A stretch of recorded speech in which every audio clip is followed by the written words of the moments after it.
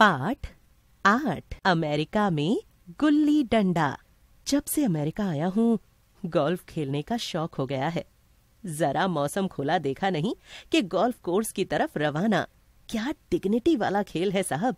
क्या तो खामोशी और क्या तो ग्रीनरी और एक्सरसाइज की एक्सरसाइज। 18-19 होल का कोर्स, बॉल 1, बल्ले 20। अकेले खेलो, सामने किसी दूसरे की भी जरूरत नहीं। किसी प्रोफेशनल का स्कोर हाथ में और एक होल से दूसरे होल की तरफ चलते चलो, बॉल को हिट करते हुए।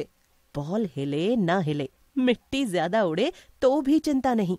कोई देखकर खी खी करके हंसने वाला भी नहीं। कैडी साथ में हो तो उसकी ट्रेनिंग है कि हंसना नहीं है। इस तरह खेलने वाले का आत्मविश्वास बढ़ जाता है। यह आत्मविश्वास फिर जीवन के दूसरे पहलुओं में भी नजर आता है। आत्मविश्वास बढ़ाने वाला खेल है यह। जब मैं अपने ग्लव्स लेकर गोल्फ कोर्स में जाता हूँ, सच पूछो वर्ल्ड पावर महसूस करता हूँ। मुझे तो लगता है कि वर्ल्ड पावर बनने के लिए गोल्फ खेलना चाहिए, तभी तो अमेरिकी इसे खेलते हैं। This is the ultimate game. खेलते हुए लगता है नेचर ब्रह्मांड ब्रह्म के साथ सीधे मैच हो रहा है। यह खेल है या बिल्स? लोग कहते हैं संगीत साधना है, मैं कहता हूँ गोल्फ साधना है। खेल का खेल, साधना की साधना।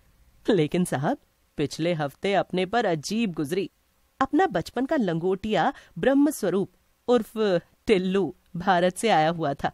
मैं उसे अपने गोल्फ क्लब में ले गया और बता रहा था, आदमी एटम बम बनाने से सुपर पावर नहीं बनता, उसे गोल्फ खेलना भी आना चाहिए। जैसे अमेरिकी प्रेसिडेंट खेलते हैं।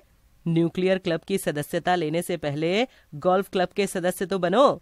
ब्रह्म स्वरूप ने हरा भरा मैदान क्या देखा, अपनी जेब से छोटी सी लकड़ी का एक टुकड़ा निकाला और बोला, जरा अपना डंडा देना। मैंने पूछा, क्या मतलब? बोला, गुल्ली डंडा खेलेंगे। मैंने दाएं बाएं देखा, कहा, ब्रह्मस्वरूप होश में तो हो। वह बोला, यार भारत में खेलने के लिए इतना बड़ा मैदान ही नहीं मिला, और तुम्हारे साथ बिताए बचपन के वे दिन याद करना चाहता हूँ जब हम गुल्ली डंडा खेला करते थे। मैं तुम्हें दौड़ाता था और तुम हांफते रहते थे। यहाँ 10 कोस तक भगाऊंगा। याद नहीं, गुल्ली डंडे में तुम्हारी मेरी दिलचस्पी के कारण बचपन में लोग मुझे टिल्लू और तुम्हें गुल्लू बुलाया करते थे। मैंने कहा, ब्रह्मस्वरूप, कहाँ गोल्फ, कहाँ गुल्ली डंडा? उसने गुल्ली ग्रीन पर रख दी। मुझे लगा कालीन जैसी बारीक हरी घास की इंसल्ट हो गई। मैंने उसी वक्त उठा ली गुल्ली। यार, तू मेरी मेंबरशिप कैंसिल करवाएगा। वह बोला, आइडिया कैसा है? Gulli danda in golf course. कभी इस पिच पर खेल रहे हैं, कभी उस पिच पर। गुल्ली कोर्स। गुल्ली कोर्स सुनकर मेरे मुंह का जायका ऐसा बिगड़ा कि उसके बाद टी पर बॉल रखूं तो गुल्ली नजर आए। वह बोलता रहा, गुल्ली डंडा खेलने के लिए गोल्फ खेलने से ज्यादा एकाग्रता चाहिए। कैलकुलेशन यानी जोड़ घटा भी अच्छा आना चाहिए।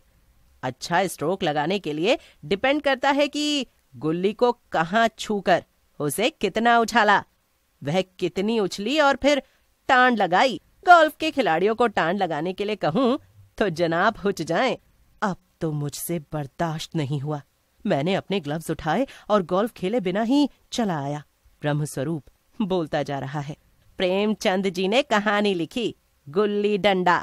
पहली ही लाइन है, हमारे दोस्त, हमारे अंग्रेज दोस्त, माने ना माने, मैं तो यही कहूंगा, गुल्ली डंडा सब खेलों का राजा है। ना लॉन की जरूरत है, ना कोर्ट की, ना नेट की, ना थापी की। मजे से किसी पेड़ से एक टहनी काट ली, गुल्ली बना ली और 2 आदमी भी आ गए तो खेल शुरू। भारत में आबादी बढ़ रही है, हरियाली कम हो रही है। हालत यह हो गई है कि गुल्ली डंडा खेलने तक के मैदान नहीं रहे। गोल्फ कल्चर हमारी गुल्ली कल्चर को रौंदता जा रहा है। हमने आपके देश में एक गुल्ली कोर्स बनाने का सुझाव क्या रख दिया? जनाब कल्चरल शौक से उबर नहीं पा रहे। वैसे मैं बता दूं कि गुल्ली कोर्स हो तो लोगों का पेट भी ना निकले, क्योंकि डंडे से दूरी नापते हुए अच्छी कसरत हो